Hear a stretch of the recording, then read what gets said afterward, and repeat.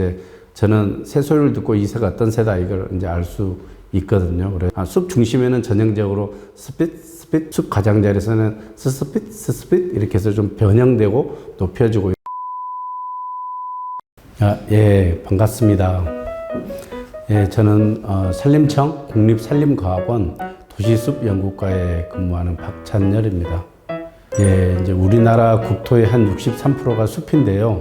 이 숲이 우리 국민에게 주는 그런 가치, 공익적인 가치를 국민에게 제대로 알려주고 우리가 어떻게 숲을 관리할지 그리고 국민들에게 이러한 정보를 잘 알려주는 그런 연구를 추진하고 있습니다.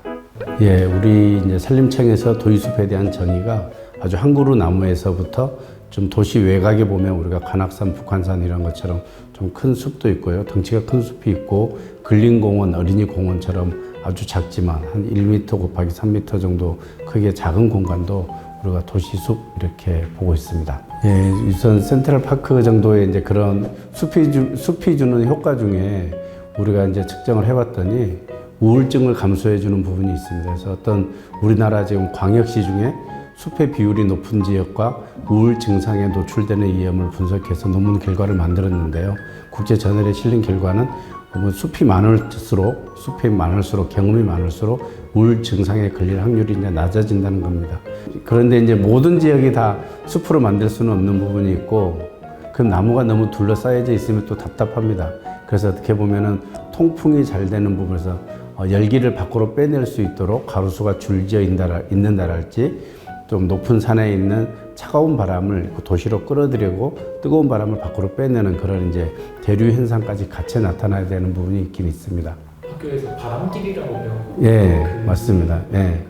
그러니까 이제 물길처럼 찬바람도 보면 산에서 있는 찬바람이 이렇게 계속 전달이 돼서 이렇게 도심 내로 들어오면 되는데 중간중간에 이제 회색빛이나 데워지는 도로 부분이 있으면 전달이 안 되는 부분이 있습니다. 그래서 뭐 우면산이나 관악산에 보면 작은 계곡 부분에 차가운 부분이 있는데 우리가 흔히 그 부분을 이제 냉골 이렇게 말하는데 그 냉골에서 찬바람을 그대로 끌어들이는 데 역할을 하는데 숲이 연결이 된다라면 가능합니다. 그러니까 실제로 이제 독일 스투트가르트에서 연구를 할 때 모두 다 숲을 만드는 게 아니고 공터를 두었습니다. 초지. 그래서 보면은 초지하고 숲이 있는 곳하고 그냥 도로 있는 곳하고는 복사열이 아예 다릅니다. 그래서 여기에서 서로 대류가 차가 나타나니까 대류가 일어나서 결국은 찬바람을 끌어오는 그런 효과를 가져올 수 있는 그런 부분이 이제 최근에 우리 연구 결과로서 많이 나타나고 우리나라에서도 이 부분을 이제 많이 시도를 하고 있습니다. 그래서 만약에 미세먼지를 잘 줄이는 나무라고 해서 바늘잎 나무를 도시에 많이 심었지만 실제로 이제 여름이 되면 한여름이 되면 뜨거운 빛을 견디기에는 힘들고 물을 더 많이 필요로 하기도 합니다. 그래서 이제 이런 뜨거운 폭염에는 또 못 견디기도 하고 그러는데요. 그런 중간중간에는 화렵수를 넓은 잎 나무를 같이 심어주는 그런 부분이 필요합니다. 그래서 어떻게 보면 자연이라는 게 다양성이라는 부분이 원래 자연에서 계속 가지고 왔었잖아요.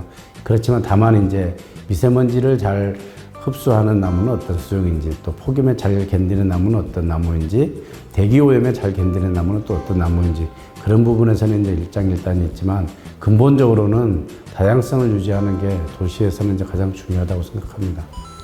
이미 지금 우리나라에서도 작지만 여의도 공원도 그렇게 만들었던 거고요. 여의도 숲도 원래 전혀 아니었는데 근데 센트럴파크는 상당히 큽니다. 그리고 또 하나는 센트럴파크는 실제로 상징적 의미가 상당히 크기가 있는데 우리는 그렇게까지는 못합니다. 이제 못했습니다. 그렇지만 그에 못지않게 이제 여의도 숲, 또 서울 숲 이렇게 하고 각 도시에서 이렇게 숲을 만드는데 이러한 숲을 만드는데 가장 중요한 건 이제 시장이나 완전 큰 의사결정하는 시장의 큰 마인드가 중요합니다.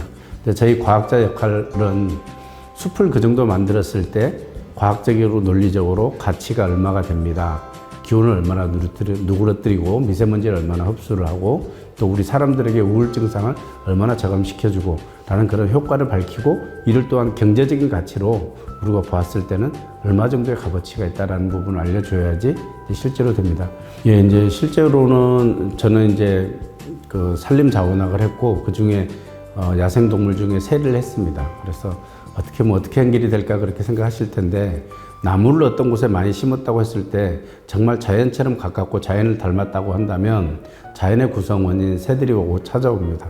그래서 제가 석사 논문에서는 서울의 도시숲에 어떻게 하면 새를 오게 할 것인가라는 게 어떤 그냥 나무를 한 그루 한 그루 꽂아 놓은 게 아니라 정말 자연처럼 돼서 새들이 와서 정말 즐겁게 놀고 또 번식도 하고 그런 공간을 만들기 위해서는 어떻게 해야 될까라는 게 석사 논문이었습니다. 그래서 정확하게 그런 우리가 이제 도시숲 과학이라고 이제 표현을 하는데요. 도시하고 사람도 알아야 되고 숲도 알아야 되고 그런 부분을 어떻게 과학적으로 풀어야 되는지 이 부분이 이제 주로 전공입니다. 어쩔 때는 실제로 이제 데이터가 잘 모이지도 않고 참 모호하고 노이즈가 많고 이게 자연에 대한 데이터는 그렇습니다. 그렇지만 이제 그럴 때는 실제로 저는 좀 스트레스를 받으면 이제 새를 보러 갑니다.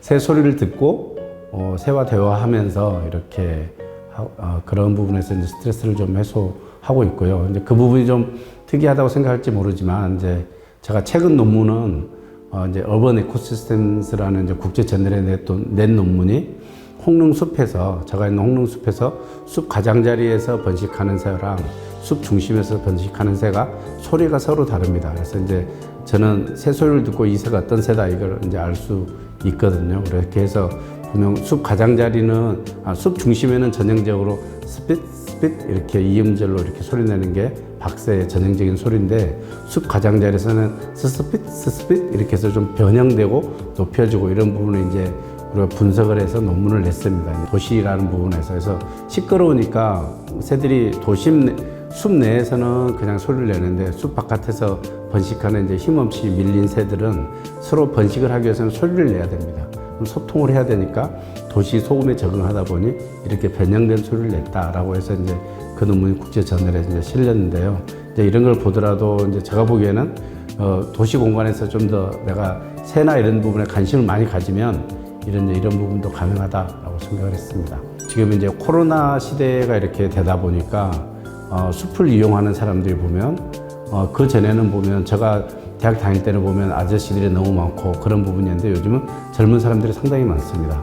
그래서 이 숲을 이용하는 사람들이 많아지고 이런 자연이나 여기에 대해서는 앞으로 향후의 미래의 그런 가치가 상당히 크리라고 이렇게 생각을 하고 있습니다.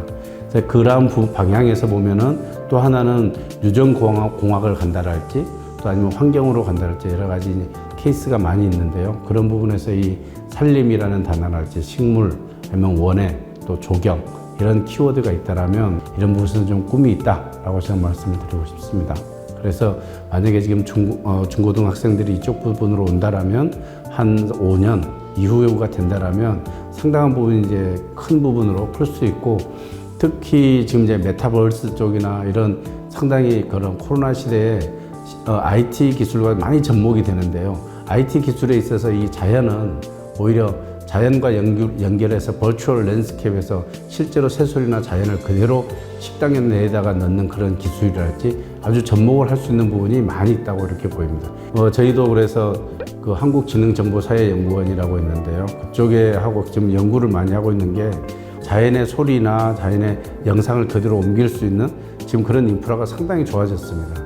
그래서 그런 부분을 이제 많이 접목시키는 부분이 빗소리, 물소리랄지 산에 있는 조그만 계곡의 물소리, 새소리 이런 부분에서 사운드스케이프라는 단어가 있거든요. 사운드만 연구를 하고 있는 그런 부분도 많이 있습니다. 그래서 이런 부분을 본다라면 충분히 자연과 함께 과학기술 분야에서 클 수 있는 그래서 저희들이 이제 도시숲 과학 이렇게 표현을 하고 있는데요. 이 부분이 이제 더 커질 것으로 그렇게 보고 있습니다. 그런데 마지막 가사는 뭐 콘텐츠 싸움인데 콘텐츠는 관찰의 힘이라고 저는 생각합니다. 그래서 주변에 있는 아무리 도시일지라도 생물이 있습니다. 그래서 저는 이제 시골 출신이긴 하지만 그런 이제 관찰을 할 수 있는 부분, 조그마한 하나의 한 10분이라도 좋고 아니면 5분이라도 좋고 한 몇 초라도 좋습니다. 그래서 관찰을 하면서 내가 깊게 사유하는 이런 부분을 한번 가지셨으면 하는 바람입니다. 예, 짧은 시간이지만 저는 이제 이렇게 어떻게 보면 자연하고 가까워지기 위해서 자연의 소리를 듣고 자연을 이제 공부하고 있는 차원에서 아직도 많이 부족하고 이런 부분이 있습니다. 그래서 이제 오늘 이제 이러한 영상을 만나는 학생들에게 좋은 계기가 돼서 이런 이공계랄지 산림, 환경 이런 부분에서 더 나은, 더 멋있는 이런 연구자가 되기를 그리고 학생 그런 부분이 되기를 기원합니다. 감사합니다.